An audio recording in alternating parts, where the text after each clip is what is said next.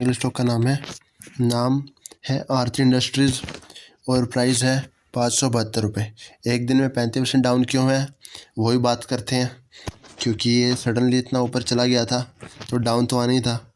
और स्टॉक ऐसे होते हैं केमिकल के, जाते हैं तो रॉकेट की तरह, आते हैं तो धीरे धीरे। अब बात करते हैं इसके। देखो एक महीने में इसने 9% रिटर्न दिए, यानी 10 मान लो पूरे 9.95, और ये करीब 51 रुपये है। ठीक है। और बात करते हैं इसके 6 महीने की रिटर्न की। 6 महीने की रिटर्न 7% है। और 5 साल की देखते हैं। 5 साल में देखो 500 था, 500 था, 500 था, यहाँ तक भागा ना, किसी ने इसको बाय नहीं किया। यहाँ से जब भागना शुरू किया लोगों ने बाय करना शुरू कर दिया। अब जिसने यहाँ बाय किया उसको प्रॉफिट हो गया। फिर यहाँ जिसने बाय किया पागलपंती में कि ये बढ़ेगा बढ़ेगा बढ़ेगा, बाय कर लेते हैं। यहाँ से डाउन हो गया, लगातार डाउन हुआ, उतना तो बढ़ा ही नहीं। अब यहाँ से डाउन होने का रीज़न क्या था? आरती इंडस्ट्री ने डीमर्जर किया था, जो इसका फार्मा सेक्टर था वो अलग हो गया, जिस कारण इसका प्राइस इससे ज़्यादा हो गया और अब ये अपने सही वैल्यू पे है। फिर ये 5 सालों में देखें तो यहाँ से यहाँ भी इसने अपने इन्वेस्टर्स को 65% का रिटर्न दिया है। तो बात करते हैं आरती इंडस्ट्री के बारे में। तो कंपनी काम अच्छा कर रही है, देखें ये देख लेते हैं, नहीं कर रही है कर रही है। कंपनी के 21+ मैन्युफैक्चरिंग यूनिट्स हैं, 100+ प्रोडक्ट्स हैं, 700+ कस्टमर्स हैं और 400+ एक्सपोर्ट कस्टमर्स हैं, यानी उससे भी ज़्यादा जो हमने लक्ष्मी ऑर्गेनिक्स की बात की है, और जो में बेसिकली हैं USA में, यूरोप में, जापान में। तो बात करते हैं प्रोडक्ट क्या है कंपनी के। Benzene, methanol, chlorine, nitric acid, ये नाम तो हमने पढ़ रखे हैं, सल्फ़र। ठीक है। और तो आगे बात करते हैं कंपनी के बारे में। कंपनी का सेगमेंट जो रिवेन्यू है बेसिकली वो 84% तो केमिकल से आते हैं और 16% फार्मा से आते हैं। बाकी इसमें कुछ ढंग का नहीं है। आगे बात करते हैं कंपनी की जियोग्राफिकल रेवेन्यू कहाँ से है। एक्सपोर्ट आती है 41%, नॉर्थ अमेरिका से 11, यूरोप से 5%, जापान 3% जापान से, 5 चाइना और बाकी अदर। हाल ही में कंपनी ने 30 जैन को, जो बताया था मैंने पहले ही आपको, कंपनी ने 30 जैन 2023 को डिमर्जर किया था एक, जिस कारण से फार्मा सेक्टर जो है वो अलग हो गया था अपनी कंपनी से, और जिस वजह से शेयर का प्राइस भी आधा हो गया था। और जिनके पास इसके शेयर थे उसको आरती फार्मा का अलग से शेयर मिला था।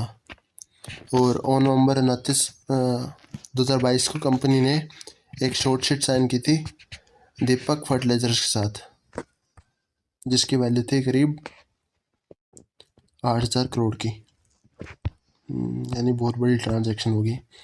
कंपनी फ्यूचर में क्या करने वाली है? कंपनी का फ्यूचर प्लान बहुत तगड़ा है।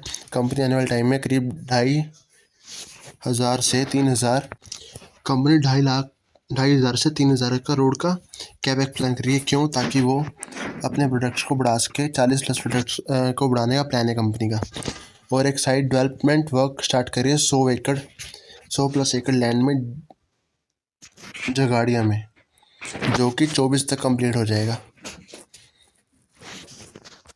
ठीक है, इसके अंदर ये सब इंक्लूड होने वाला है। कंपनी की बात करते हैं। कंपनी की मार्केट कैप है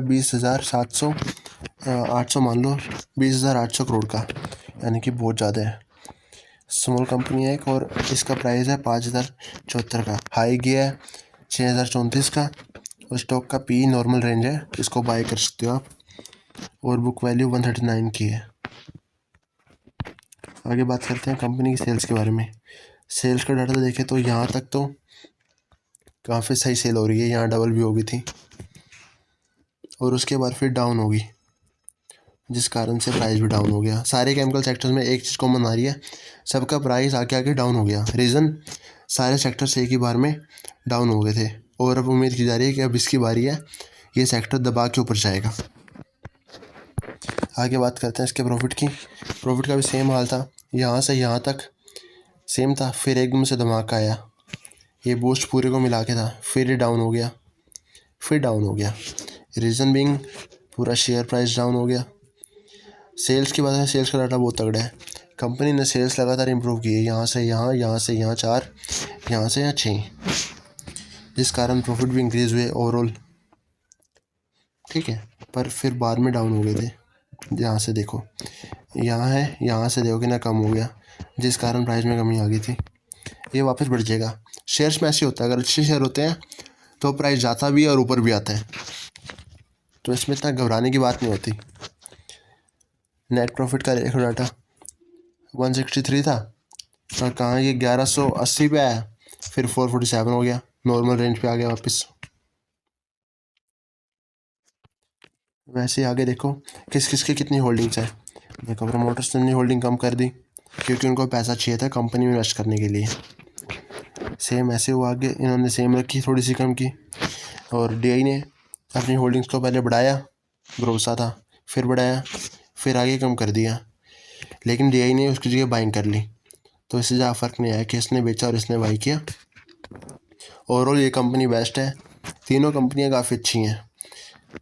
अगर आप बाय करना चाहते हो तो कर सकते हो। बाकी ऐसे कंपनीज़ में लाता रहूँगा और इनके बारे में आगे अपडेट देता रहूँगा। तो अगर आप चैनल में नए हो तो चैनल को सब्सक्राइब करें और नोटिफिकेशन आइकन को दबा दें। आज की वीडियो में बस इतना ही।